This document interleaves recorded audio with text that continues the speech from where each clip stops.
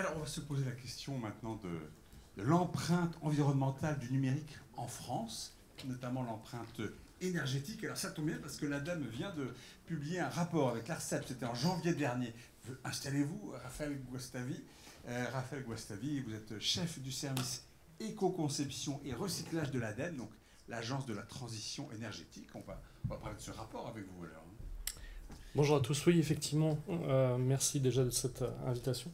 Nous allons détailler justement ces chiffres que vous venez de commencer à déflorer. On va rentrer un peu plus dans ce détail avec finalement les mêmes questions que vous posiez et qui vont au-delà de la question de l'énergie, même si on peut tout effectivement revenir sur, remettre sur d'un point de vue énergétique, mais parler aussi de ressources. Et vous l'avez très justement dit, il est important de regarder l'ensemble du système, l'ensemble du cycle de vie et toutes les étapes, en commençant par la fabrication, la conception même du matériel.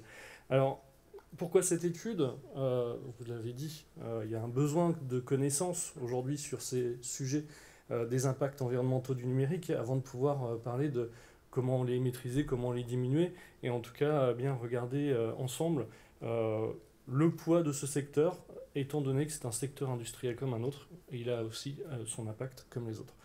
Donc c'est une prise de conscience à la fois des pouvoirs publics, mais de l'ensemble des entreprises dans leurs questions autour de la responsabilité environnementale. C'est aussi une prise de conscience des collectivités locales, des consommateurs. Bref, un ensemble d'initiatives privées et publiques qu'on a vu monter en flèche un peu avant la crise sanitaire, beaucoup pendant la crise sanitaire, parce qu'effectivement nous étions aussi liés à notre vie numérique professionnellement et personnellement. Et donc vraiment le souhait de pouvoir creuser quel est l'impact environnemental du numérique, au moins en France. En plus de ça, en parallèle, on a eu quand même pas mal de réglementations, de législations qui ont commencé à prendre justement appui sur le besoin de maîtriser ces impacts avec certains sujets, parfois des petits sujets dans des grosses lois, comme dans la loi AGEC, où on a des exemples du type indice de réparabilité qui pose la question de l'allongement de la durée d'usage des produits, dont les produits électroniques, et ceux qui sont nécessaires pour accéder aux services numériques. Et puis, feuille de route gouvernementale sur numérique et environnement qui rentre plus dans le sujet, ou encore la loi sur la réduction de l'empreinte environnementale du numérique qui a été votée en fin d'année dernière. Donc nous avons mis en place, avec le concours de l'État, des outils de sensibilisation, de formation, différents sujets donc, qui permettent à la fois de sensibiliser et de commencer à informer de façon plus précise. Je reviendrai un peu à la fin.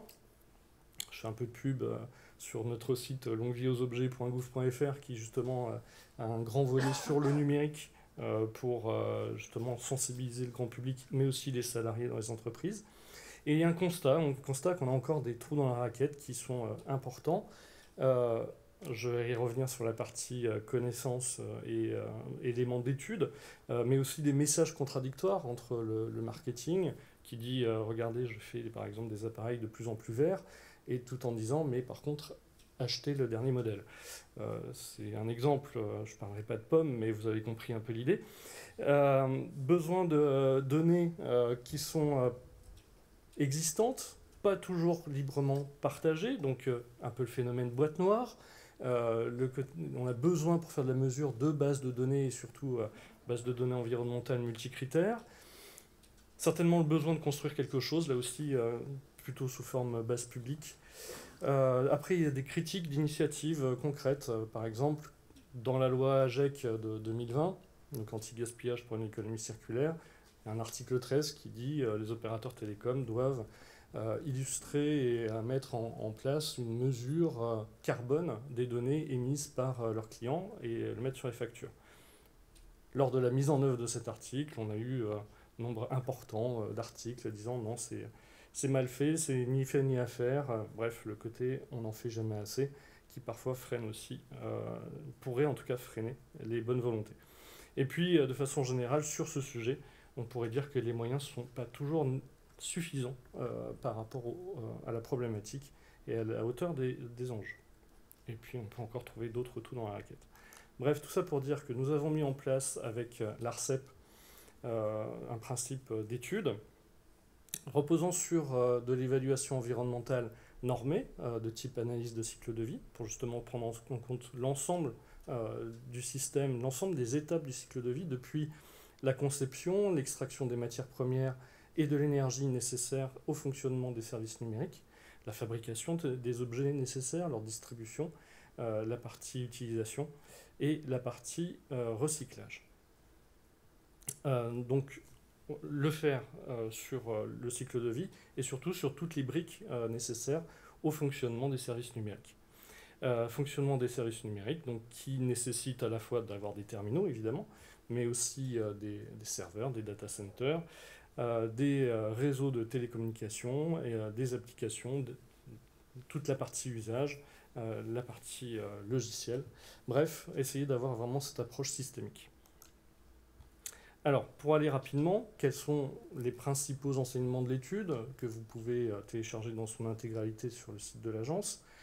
Tout d'abord, c'est une empreinte carbone qui n'est pas négligeable, qui n'est pas énormissime, qui est à hauteur de 2,5% de l'empreinte nationale.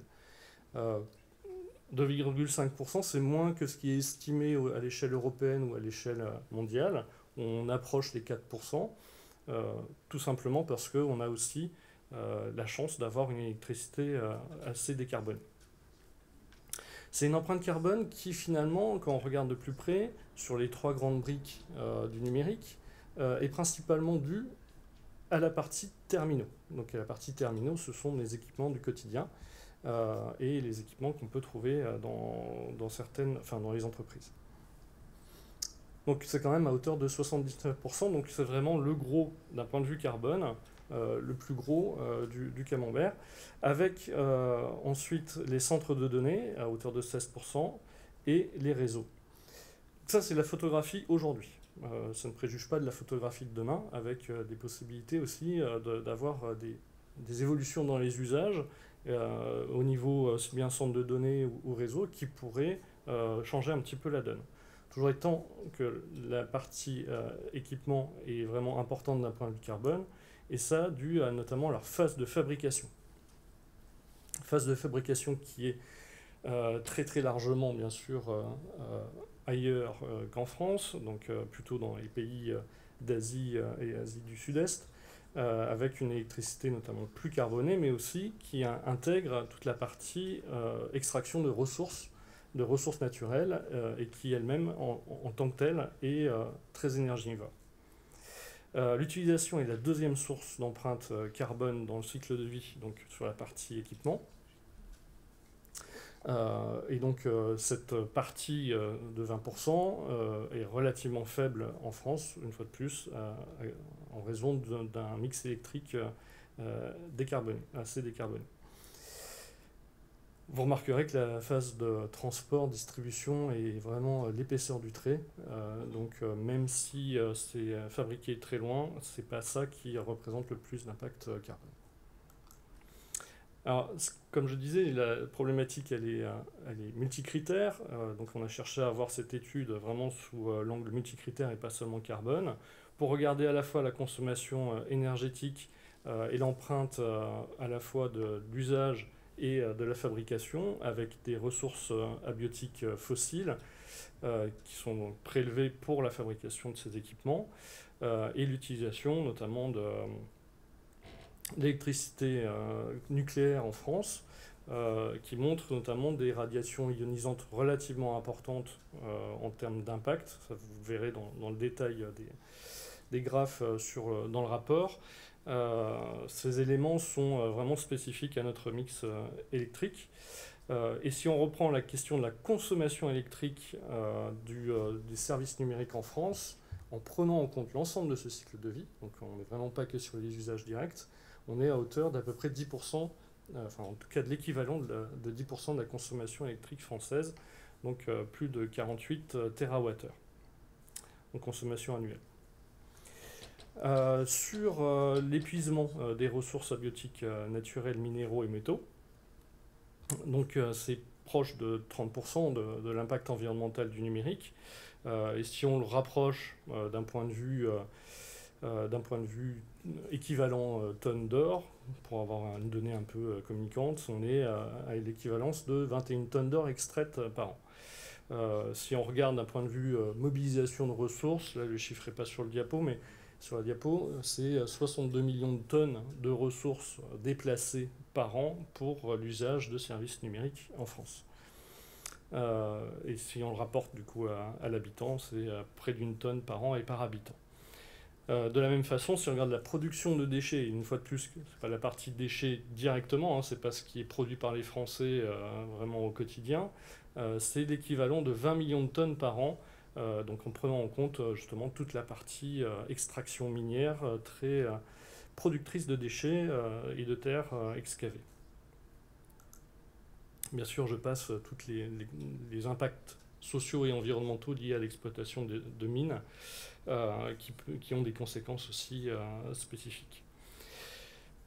De façon générale, c'est bon de rappeler que l'approche ressources est vraiment importante dans le domaine du numérique comme dans d'autres domaines, avec par exemple ce rapport du JRC qui date de 2020, mais qui est plus encore d'actualité aujourd'hui avec la crise ukrainienne et Russie, avec la difficulté du coup d'approvisionnement en ressources, sur 30 matières critiques spécifiées par l'Europe, 12 concernent spécifiquement le numérique.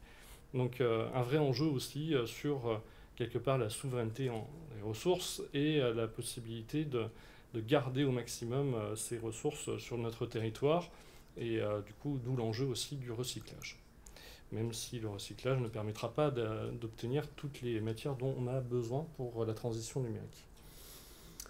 Si on fait un focus sur les terminaux, donc qui représentent 65 à 90% de l'impact environnemental du numérique en fonction de l'indicateur retenu, on peut voir notamment que la catégorie écran, et vous le disiez, les téléviseurs notamment, sont vraiment les plus impactants sur les terminaux, avec un effet de taille qui est vraiment remarquable.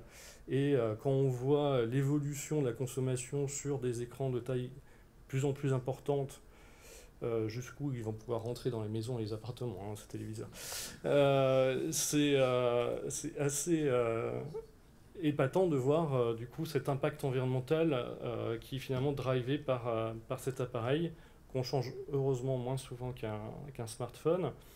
C'est à peu près tous les 4 ans, qui correspond à peu près aux Coupes du Monde de foot. Et pour de vrai.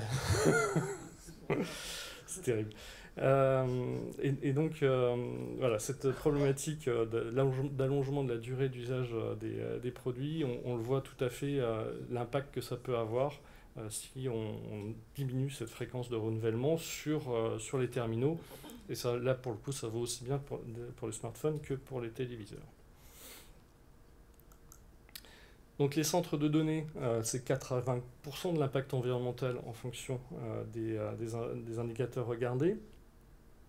Ce qui, bien sûr, pèse le plus dans les data centers, finalement, c'est bien les serveurs qui sont là aussi liés à leur fabrication et à ces équipements qui, de la même façon, peuvent durer plus longtemps et peuvent être aussi conçus de façon plus efficace. Donc on revient sur des questions autour de l'efficacité énergétique de ces serveurs qui permettront au fur et à mesure d'avoir moins d'impact aussi sur cette partie centre de données.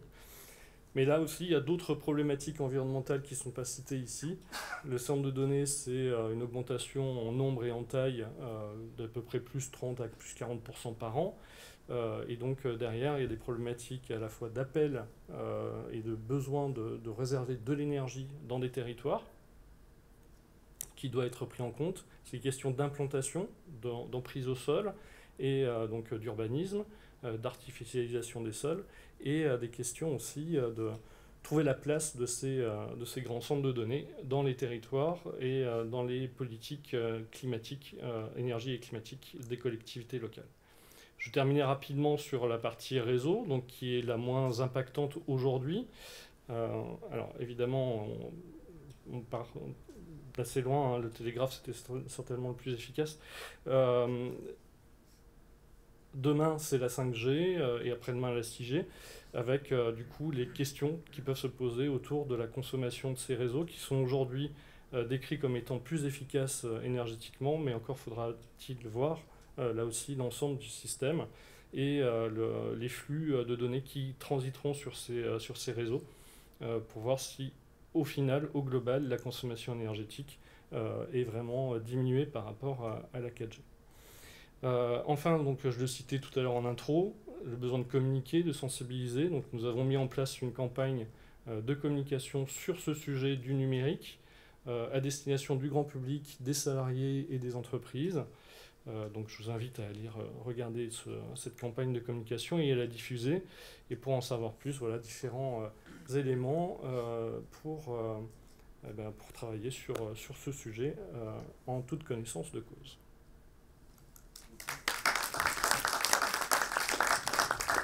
Merci beaucoup, Raphaël Guastavi. Est-ce que certains d'entre vous aimeraient dialoguer avec Raphaël Guastavi? N'hésitez pas à le dire. Monsieur, je vous en prie. Le micro arrive à vous. On est filmé. Vous l'avez probablement remarqué en arrivant dans la salle. La parole à vous. Bonjour, Claude Levabre, Schneider Electric. Je me posais une question sur les data centers. Est-ce que vous arrivez à compter l'impact des data centers situés en France ou l'impact des data centers situés partout dans le monde utilisés pour des besoins en France? Alors ça, effectivement, c'est bien précisé hein, dans l'étude, les hypothèses qui sont prises, puisque c'est très bien été dit d'ailleurs, il y a bien qu'on mesure, et la difficulté de mesurer, c'est d'abord de mettre des hypothèses, parce qu'on n'a pas les réponses à tout. Donc typiquement, ça, c'est une donnée qui est très difficile à avoir. Et donc on a pris en compte le fonctionnement des data centers situés en France, pas ceux à l'étranger, considérant qu'effectivement dans nos activités, on fait appel à des data centers en dehors de la France, en Europe ou à l'international, mais inversement, on a aussi des data centers qui hébergent des données utilisées par des utilisateurs de l'international et de l'Europe. Donc voilà, ça minimise certainement du coup l'impact de la partie centre de données, parce que les centres de données hébergés en France ont un mix énergétique moins carboné qu'ailleurs. Donc ça minimise certainement cette partie-là. Bonjour, Amaury Pachurka, Béoga. J'aurais une question sur le taux de recyclabilité ou la recalibration de certains éléments pour des calculs plus légers. Est-ce que c'est pris en compte ? Est-ce que c'est un critère qui peut être pris en compte dans ce type d'études, de dire voilà, il y a quelque chose un taux de recyclabilité plus élevé pour tel type d'équipement que pour celui-là, et donc ça pourrait permettre un impact moins fort. C'est une étude qui est trop macro pour prendre en compte ce type d'éléments, mais par contre c'est ce type d'élément qui peut être pris en compte après dans des études plus spécifiques. Là effectivement, comme on est à l'échelle France, c'est déjà compliqué d'avoir les données sur l'ensemble des briques du numérique avant d'aller dans ce détail. Mais c'est un sujet important. Monsieur. Oui, bonjour, Vincent Mazovic, Schneider Electric. J'ai quand même une question sur la boucle de circularité que vous avez montrée. Est-ce que vous avez tenu compte de la consommation d'énergie pour le recyclage ou pour l'extraction? Enfin, pour l'extraction, je pense que oui, mais pour le recyclage, si vous devez entamer... Comme on est dans une démarche un peu balbutiante de la circularité, et souvent ça peut conduire à un arbitrage qui est défavorable. Donc je voulais savoir comment vous positionnez vers le côté systématique de la valorisation de la mine urbaine et des choses comme ça. Alors, là ça fait plutôt appel à d'autres études qu'on a spécifiquement sur le recyclage, dans lesquelles on est justement à rechercher de la même façon sur une approche ACV, les impacts environnementaux, l'analyse de cycle de vie, pardon, oui. Où là on regarde plus spécifiquement par matière quel est l'impact environnemental du recyclage, où en général il est plutôt positif, parce que c'est des matières qui, pour la partie recyclage, demandent quand même moins d'énergie et globalement moins d'impact que d'aller chercher des ressources naturelles. Oui, mais si jamais vous poussez vers la miniaturisation... Alors la miniaturisation, spécifiquement sur la partie électronique, le recyclage est compliqué, clairement. Sur une carte électronique, on ne va pas aller déjà récupérer l'ensemble des métaux qui sont dans le produit. Donc déjà, il y a un downcycling de ce point de vue. On récupère par exemple un smartphone qui est composé de 50 métaux, on va en récupérer 10, 12, 13 au mieux. Et donc le reste va plutôt être perdu. Donc là, il y a plutôt des pertes. Mais là aussi, plus on rentre dans le détail, plus c'est difficile d'avoir déjà les données pour pouvoir avoir cet impact. Monsieur. Oui, bonjour. Lionel Trojman, directeur de la recherche et innovation à l'ISEP, École du numérique à Paris. Donc on voit que de façon générale, on a une croissance de l'utilisation des appareils électroniques. De l'autre côté, on voit bien qu'il y a un appauvrissement des ressources matérielles. On parle de recyclage, et est-ce qu'on ne va pas arriver à un moment donné où il y a, je ne vais pas dire une singularité, mais une période dans laquelle on va avoir un problème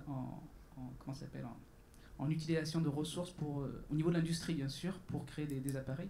On risque pas vraiment, là on parle de pénurie, mais là ça serait carrément on serait complètement bloqué. Et donc savoir quand est-ce que ça serait cette période, est-ce qu'on l'a prévu, est-ce qu'il y a des prédictions?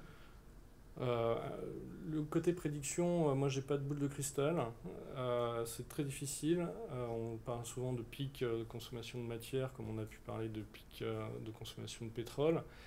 Ce qu'on voit surtout, c'est d'un point de vue économique, des prix qui montent en flèche sur les matières premières et notamment les métaux, mais même les métaux, les grands métaux de type cuivre, acier. Cuivre qui est quand même essentiel à la transition énergétique et à l'électrification de la société, donc à la décarbonation de la société. Donc la problématique elle va venir déjà sur les grands métaux et sur l'électrification de l'industrie, de la société de façon générale. Elle va venir sur des ressources qui sont nécessaires à la fabrication, notamment des véhicules électriques. Donc derrière, ça veut dire à la fois, bien sûr, continuer à travailler sur le recyclage pour prendre le maximum, récupérer au maximum ces matières. Ce ne sera clairement pas suffisant par rapport aux besoins. Donc ça veut dire effectivement penser autrement et revoir à la fois la façon de consommer, la façon de se transporter, enfin la mobilité de façon générale.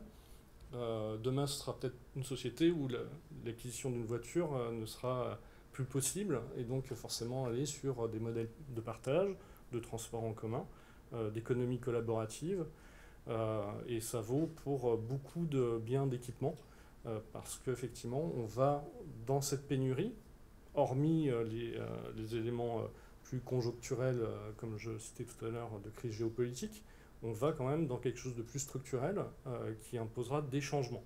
Ça ne veut pas dire d'arrêter de vivre comme on vit aujourd'hui, sauf qu'on vivra avec